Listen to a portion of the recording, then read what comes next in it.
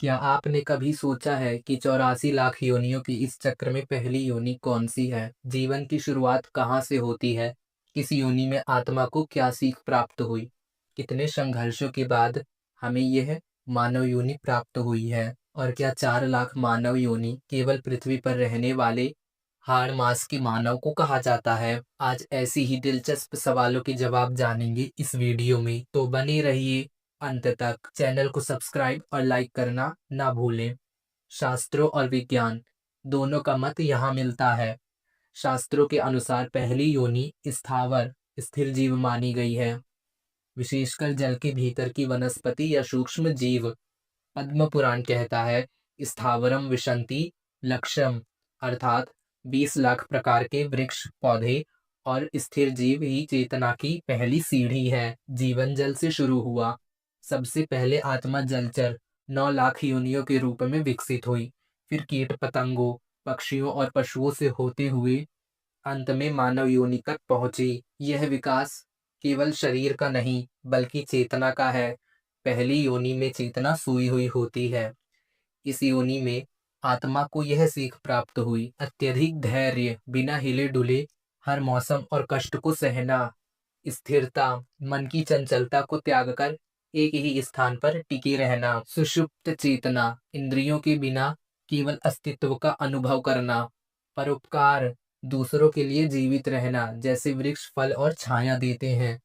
स्थावर के बाद आत्मा दूसरी योनि जलचर योनि में प्रवेश करती है। पद्म पुराण के अनुसार जलजा नवलक्षणी, अर्थात 9 लाख प्रकार के जलचर जीव हैं।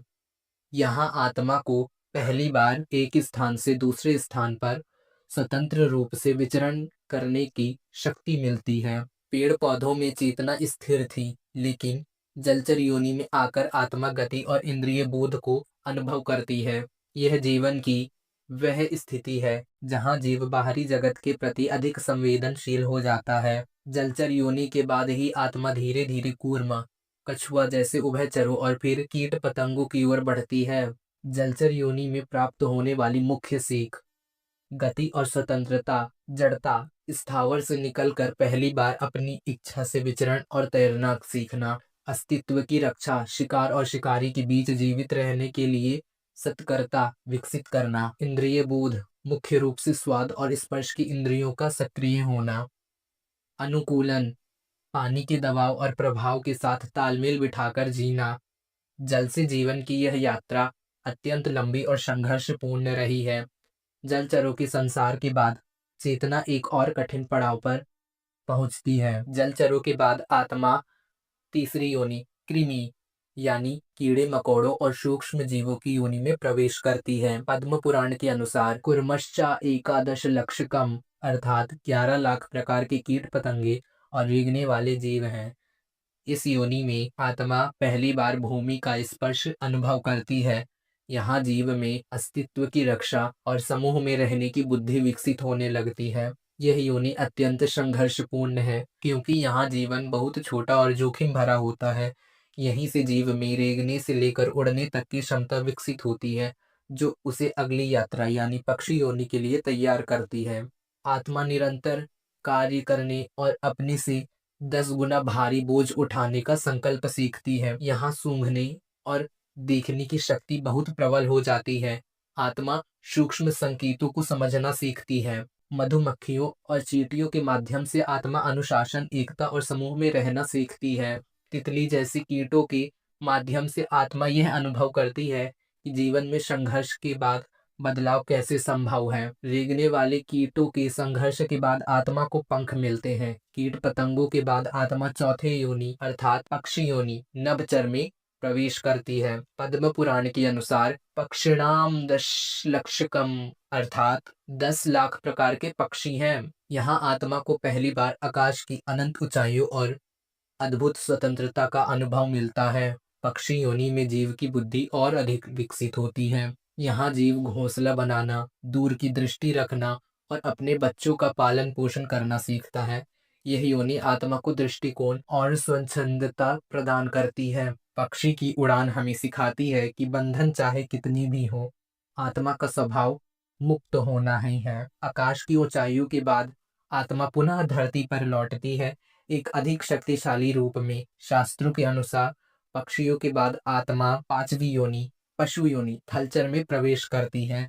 पद्म पुराण के अनुसार त्रिशंत लक्षणी पशवा अर्थात 30 लाख प्रकार के पशु हैं। यह 84 लाख योनियों का सबसे बड़ा हिस्सा है, जहां आत्मा बल, बुद्धि और भावनाओं का गहरा अनुभव करती है। पशु योनि में चेतना मनुष्य के बहुत करीब पहुंच जाती है। यहाँ जीव में भय, प्रेम, वफादारी और ममता जैसे जटिल भाव विकसित होते हैं। हालांकि यहाँ विवेक, सही गलत का ज्ञान नहीं होता, लेकिन संवेदनाएं बहुत तीव्र होती हैं। पशु योनि की लंबी यात्रा के बाद ही आत्मा उस पड़ाव पर पहुंचती है जिसका हम सबको गर्व है, मानव योनि। पशु योनि हमें सिखाती है कि शक्ति के साथ अनुशासन कितना जरूरी है। पशुओं में भी वही परमात्मा वास करता है जो हम में है। उनकी सेवा और रक्षा हमारा धर्म है। जल, थल और नभ की करोड़ों यात्राओं के बाद आत्मा अपने अंतिम पड़ाव पर पहुंचती है। क्या आप जानते हैं कि छठी और अंतिम योनि कौन सी है? वह है मनुष्य योनि। पद्म पुराण के अनुसार चतुर्लक्षणी मानवा अर्थात 4 लाख प्रकार के मानव योनियां, विभिन्न जातियों और श्रेणियां हैं। 84 लाख योनियों की इस विशाल पिरामिड में मनुष्य सबसे शीर्ष पर है। मनुष्य योनि को सर्वश्रेष्ठ क्यों कहा गया है? क्योंकि केवल इसी योनि में ईश्वर ने विवेक, सही और गलत को चुनने की शक्ति दी है। पशु केवल भोग भोगते हैं, लेकिन मनुष्य कर्म कर सकता है और अपना भाग्य स्वयं लिख सकता है। शास्त्रों में मानव देह को मोक्ष का द्वार कहा गया है। 80 लाख योनियों तक हम केवल प्रकृति की अधीन थे, लेकिन यहाँ आकर हम परमात्मा को जानने और जन्म मरण के चक्र को तोड़ने के योग्य बनते हैं। बड़े भाग्य, मानुष तन पावा। यह जीवन केवल सुख सुविधाओं के लिए नहीं, बल्कि स्वयं को जानने के लिए मिला है। 84 लाख योनियों में 4 लाख मनुष्य योनियां हैं, लेकिन क्या इन 4 लाख में केवल हम और आप जैसे हाड़ मांस के इंसान ही आते हैं? नहीं, इसका रहस्य बहुत गहरा है।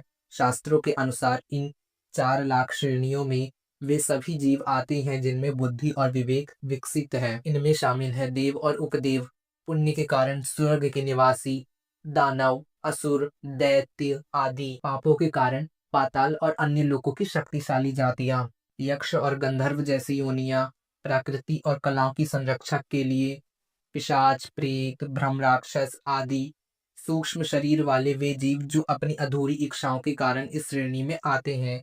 इन सभी 4 लाख योनियों की एक ही समानता है, इनके पास सोचने समझने की शक्ति होती है। जहाँ पशु केवल अपनी मूल प्रवृत्तियों आहार, निद्रा, भय पर चलते हैं, ये जातियां अपनी बुद्धि से सृष्टि को प्रभावित कर सकती हैं। भले ही देव या असुर हमसे अधिक शक्तिशाली हों, लेकिन कर्म योनि केवल पृथ्वी के मनुष्य को प्राप्त है।